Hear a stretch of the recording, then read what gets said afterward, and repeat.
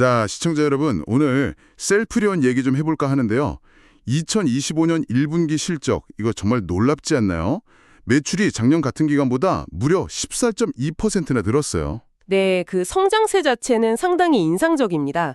특히 신규 제품들, 램시마 SC나 유플라이마 같은 것들이요. 맞아요.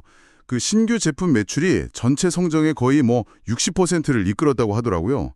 대단하죠. 그렇죠. 그 부분은 분명 긍정적인 신호로 봐야 합니다. 그래서 올해 전체 매출 목표가 4조 5천억에서 5조 원인데 1분기부터 이렇게 잘 나가고 또 하반기에는 스텔라라, 아일리아, 시밀러 같은 기대주들이 줄줄이 나온다잖아요. 총 11개 제품 판매 목표라는데 이 정도면 목표 달성 충분히 가능성 있어 보이지 않아요? 지금 투자해야 한다는 목소리도 있던데요. 물론 1분기 성장세나 신제품 기여도 증가는 주목할 만한 부분입니다. 자료들에서도 다들 그렇게 보고 있고요. 근데 좀 더 자세히 들여다볼 지점도 분명히 있어요. 아, 어떤 점이요? 예를 들면 그 미국 시장에서 기대를 많이 모았던 진펜트라 있잖아요. 이 매출이 작년 4분기에는 한 280억 원이었는데 올해 1분기에 130억 원으로 좀 줄었어요. 아, 그건 저도 봤어요. 근데 처방 건수는 비슷하다고 하던데요? 네, 처방 건수는 유지된다고는 하는데 이게 실제 매출로 잡히는 과정이 좀 복잡하거든요. 도매상 재고라든지 리베이트 정산 같은 변수들이 있어서 예측이 좀 어렵다는 걸 보여주는 거죠. 회사에서도 사실 진펜트라 연간 예상 매출을 원래 7천억에서 절반인 3,500억 원으로 낮췄잖아요. 그러니까 이 4조 5천억에서 5조 목표 달성이 마냥 쉽지만은 않을 수 있다는 거죠. 네. 근데 그 진펜트라 매출 감소는 회계 처리 방식의 차이나 아니란 출시 초기의 일시적인 어떤 출하량 조절 문제일 수도 있지 않을까요? 저는 오히려 더 중요하게 보는 게 그 재처방률이 80%라는 거거든요. 네, 재처방률 데이터는 상당히 좋습니다. 그렇죠. 이건 한 번 쓴 환자는 계속 쓴다는 거니까 제품 자체 경쟁력은 확실하다는 뜻이잖아요. 환자만 꾸준히 확보되면 매출은 결국 다시 올라갈 거라고 봐요.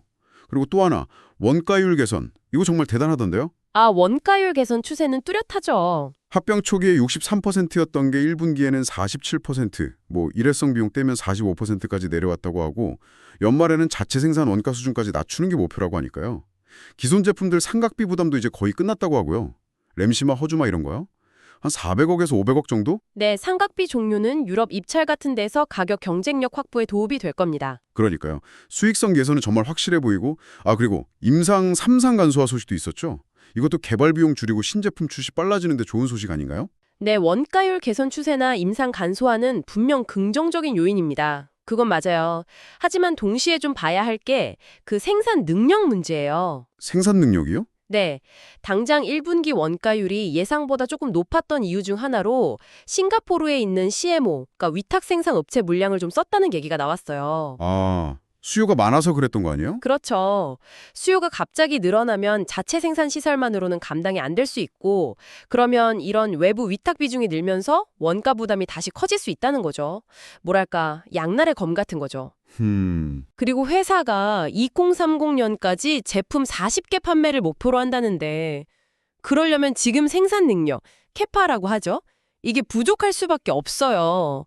공장 증설이 꼭 필요한데 아직 구체적인 계획이나 어디에 지을지 이런 게 확정되지 않았다는 점.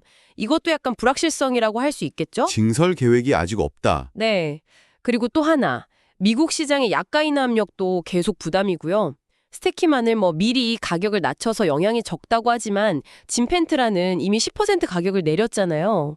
이런 외부 환경 변수도 무시할 순 없습니다. 근데 생산 능력이 부족하다는 건 그만큼 잘 팔린다는 증거 아닌가요? 그건 오히려 좋은 소식 같은데요. 필요하면 당연히 증설하는 거고 그건 장기적으로 보면 아주 긍정적인 신호죠. 그렇게 볼 수도 있겠습니다만 증설에는 또 시간과 비용이 드니까요. 그리고 약가 압박 속에서도 보세요. 유플라이마는 미국에서 그 듀얼 포메이션 전략으로 잘하고 있고 일본에서는 이미 1등이잖아요. 유럽에서는 또 베그젤마가 항암제 시장 1위하고 있고요. 잘하고 있는 제품들도 많아요. 네, 개별 제품들의 성과는 좋습니다. 제가 자료들을 보면서 느낀 건 셀트리온의 진짜 강점은 역시 그 바이오 시밀러 개발 능력인 것 같아요. 지금까지 실패한 적이 없다는 그 트랙 레코드, 그리고 경쟁사보다 훨씬 적은 비용으로 암젠이 2,500억 들일 때 셀트리온은 800억에서 1,500억으로 만든다면서요. 개발 효율성은 확실히 높죠. 네, 그리고 개발부터 임상, 허가, 생산, 유통까지 전부 다 직접 하는 그 수직 계열화. 이건 정말 강력한 경쟁 우위라고 생각해요. 게다가 ADC 신약 같은 미래 먹거리도 착실히 준비 중이고 재무 상태도 보니까 부채 비율 20%대로 아주 안정적이던데요. 네. 그 바이오시밀러 성공 경험하고 수직 계열화는 셀트리온의 핵심 경쟁력이 맞습니다. 부인할 수 없죠. 하지만 이제 그 ADC 같은 신약 개발은요, 바이오시밀러 복제랑은 또 차원이 다른 문제예요. 어떻게 다른가요? 훨씬 더 큰 위험하고 불확실성을 안고 있죠. 성공 확률도 당연히 낮고 개발 비용도 훨씬 많이 들 수 있고요. 바이오시밀러 성공 공식을 그대로 적용하기는 어렵습니다. 신약은 다르다. 그리고 결국은 미국 시장에서의 성공이 중요합니다. 여러 핵심 제품들의 성패가 거기에 달려 있는데 미국 시장은 아까 말씀드린 PBM 문제도 있고 병원과의 협상력이라든지 워낙 그 구조가 복잡해서 공략이 정말 쉽지 않아요. 회사에서도 뭐 공격적인 영업 마케팅 강화하겠다고 했지만 그 성과는 좀 더 지켜봐야 합니다. 결국 미국 시장이 관건이네요. 그렇죠. 그래서 2025년 목표 달성이라는 건 모든 것이 정말 계획대로 순조롭게 진행된다는 가정 하에서나 가능한 시나리오고 실제로는 미국 시장 안착 문제, 또 경쟁은 점점 심해지죠. 가격 압박, 생산 능력 확보 문제 등등 넘어야 할 과제들이 분명히 존재합니다. 네, 들어보니까 확실히 기대되는 부분도 많지만 풀어야 할 숙제들도 만만치 않네요.